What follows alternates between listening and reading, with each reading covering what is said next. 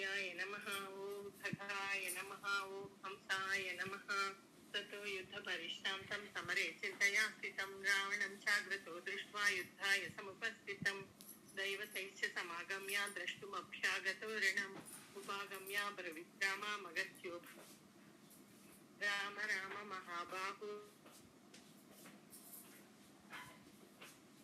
सर्वानरीन् वत्सा समरे विजिष्यसे आदित्य हृदयं पुण्यं सर्वशत्रुविनाशनं दयावहं जपे नित्यम् अक्षयं परमं शुभं सर्वमङ्गलमाङ्गल्यं सर्वपापप्रणाशनं चिन्ताशोकप्रशमनम् आयुर्नवोत्तमं तस्मिमन्तं समुद्यन्तं देवासुरनमस्कृतं पूजयस्व विवस्वन्वां भास्वरं भुवनेश्वरं सर्वदेवात्मकेशा तेजस्वीरश्मि भावनः एष देवासुरगणान् लोकान् पातिकविस्तिभिः एव एष ब्रह्मा च विष्णुश्च शिवस्कन्दः प्रजापतिः महीन्द्रो दनदः कालो यमः सोमो ह्यपाम्पतिः पितरो वसवस्साध्या हस्विनौ मरुतो मनुः वायुर्वह्निः प्रजा प्राणा ऋतुकर्ता प्रभाकरः आदित्यः सवितः सूर्यः खगः पूषा गवस्तिमान् सुवर्णसदृशो भानुर्हिरण्यरेता दिवाकरः हरिदस्वसहस्राक्षी सप्तसप्तिर्मरीचिमान् तिमिरो मन्मदशम्भुस्तष्ट्वा मार्ताण्डकौंसुमान् हिरण्यगर्भस्य शिरोस्तप्नो भास्करो रविः अग्निगर्भोदिते पुत्रः सङ्घः शिशिरनाशनः व्योमनादः तमो वेदी रुद्रजुस्सामपारगः घनवृष्टिरपां मित्रो विन्ध्यावीथिप्लवङ्गमः अतपि मण्डली मृत्युः पिङ्गळः सर्वतापनः कविर्विश्वो महातेजा रक्तः सर्वभवोद्भवः नक्षत्रग्रहताराणाम् अधिपो विश्वभावनः तेजसामपि तेजस्वी द्वादशात्मान् नमोऽस्तुते नमः पूर्वाय गिरये पश्चिमायाद्रये नमः ज्योतिर्गणानां पतये दिनाधिपतये नमः जयाय जयभद्राय हर्यस्वाय नमो नमः नमो नमः सहस्रांशो आदित्याय नमो नमः नमः उग्राय वीराय सारंगाय नमो नमः नमः पद्मप्रबोधाय प्रचंडाय नमो नमः ब्रह्मेशानच्युतेशाय सूर्यादित्यवच्यते भास्वते सर्वभक्षाय रौद्राय वपुषे नमः समोघ्नाय हेमाग्नाय शत्रुघ्नाय मितात्मने कृतघ्नाय देवाय ज्योतिषां पतये नमः सप्तचामीकराभाय हरये विश्वकर्मणे नमस्तमोऽभिनिघ्नाय रुचये लोकसाक्षिणे नासयत्येष वैभूतं तमेव सृजति प्रभुः पायत्येष तपत्येष वर्षत्येष गविस्तिभिः एष सुप्तेषु जागर्ति भूतेषु परिनिष्ठितः एष चैवाग्निहोत्रं च भयं चैवाग्निहोत्रिणां वेदाश्च कृतवश्चैव क्रतूनां फलमेव च यानि कृत्यानि लोकेषु सर्वेषु परमः प्रभुः येन मापत्तु कृत्येषु कान्तारेषु भयेषु च कीर्तयन् पुरुषः कश्चिन्नावतीदति राघव पूजयस्यैव निमेकाग्रो देवदेवं जगत्पतिम् एतत् त्रिगुणितं जप्त्वा युद्धेषु विजयिष्यति अस्मिन् क्षणे महाबाहो रावणं त्वं वदिष्यति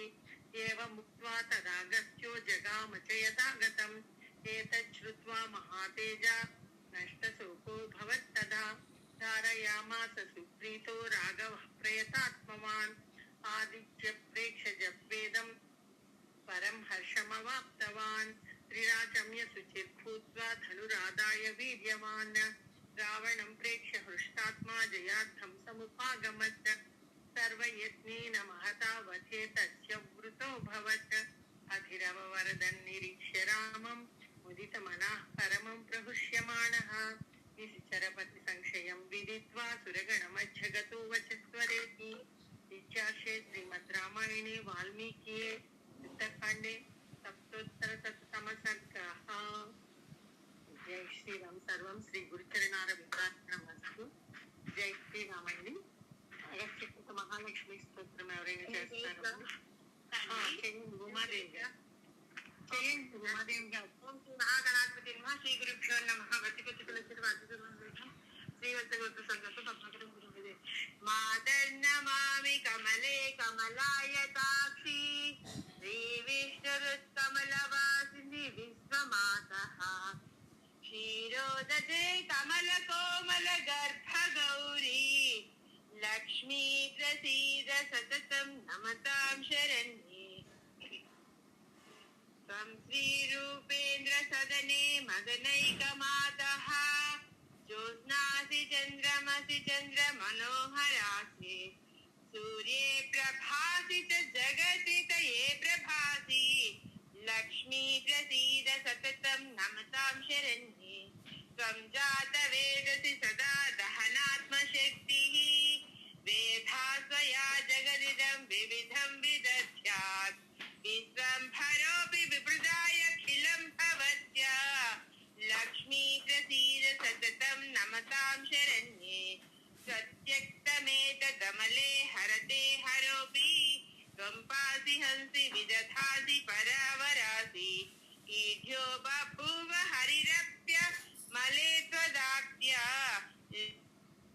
लक्ष्मी प्रसीद सततं नमतां शरण्ये सूरस्य एव सगुणी सबुधस्य धन्यः मान्यस्य एव कुलशील कलाकलापैः एकस्सुचिः सहि पुमान् सकलेऽपि लोके यत्रापते तव सुखे करुणाकटाक्षः यस्मिन् वसे क्षणमहो पुरुषे गजे स्वे त्रैणे तृणे सरसि देव कुले गृहेणे रत्ने पतत्रिनि पशौ शयने धरायां सस्त्रीकमेव सकले तदिहासि नान्यत् त्वत्पृष्टमेव सकलं सुजितां लभे तत् तत्यक्तमेव सकलं स्वस्तिह लक्ष्मी त्वन्नाम यत्र च सुमङ्गलमेव तत्र श्रीविष्णुपत्नि कमले कमलालयेऽपि लक्ष्मीं श्रियं च कमलां कमलालयं च पद्मां रमां नलिनयुग्मकरां च मां च क्षीरोदजाम् अमृतकुम्भकरामिरां च विष्णुप्रियामिति सदा जपतां क्व दुःखम् इति श्री अगस्त्यकृतं श्री महालक्ष्मी स्तोत्रं सम्पूर्णम्। జై శ్రీరామ్ అండి. ధన్యవాదాలు ఉమాదేవి గారు. దశరథ కృత శని స్తోత్రం ఎవరైనా చేస్తారండి? జై శ్రీరామ్ అండి.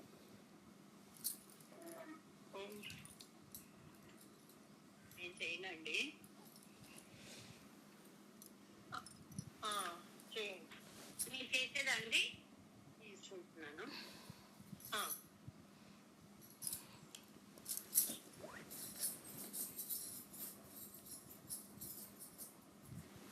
శ్రీ మహాగణాధిపతయే నమః. ఓం శ్రీ గురుభ్యో నమః. దశరథకృత శని స్తోత్రం. నమః కృష్ణాయ నీలాయ శిఖికండనిభాయ చ నమో నీలమధుకాయ నీలోత్పలనిభాయ చ నమో నిర్మాంసదేహాయ దీర్ఘశ్రుతిజటాయ చ నమో విశాలనేత్రాయ शुष्कोदर भयानक नमः पौरुषगात्राय स्थूलरोमाय ते नमः. नमो नित्यं क्षुधार्ताय नित्यतृप्ताय ते नमः. नमो घोराय रौद्राय भीषणाय करालिने नमो दीर्घाय शुष्काय कालदंष्ट्र नमोऽस्तु ते. नमस्ते घोररूपाय दुर्निरीक्ष्याय ते नमः. नमस्ते सर्वभक्षाय वलीमुख नमोऽस्तु ते. सूर्यपुत्र नमस्तेस्तु भास्वराभयदायिने अधो दृष्टे नमस्तेस्तु संवर्धक नमोऽस्तु ते. नमो मन्दगते तुभ्यं निष्प्रभाय नमो नमः. तपसा ज्ञानदेहाय नित्ययोगरताय च ज्ञानचक्षुर्नमस्तेस्तु कश्यपात्मजसूनवे. तुष्टो ददासि राज्यं त्वं क्रुद्धो हरसि तत्क्षणात्. देवासुरमनुष्याश्च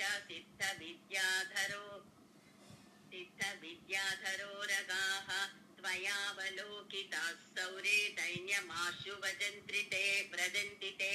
ब्रह्मा शक्रो यमश्चैव मुनयः सप्ततारकाः राज्यभ्रष्टाः पतन्तिः तव दृष्ट्यावलोकितः. त्वयावलोकितास्तेऽपि नाशयम् यान्ति समूलतः. प्रसादं कुरु मे सौरे प्रणत्वाहि त्वमर्थितः. श्री दशरथकृत शनि स्तोत्रं సంపూర్ణం. సర్వం శ్రీ గురుచరణారవిందార్పణమస్తు. జై శ్రీరామ్ అండి. ధన్యవాదాలు.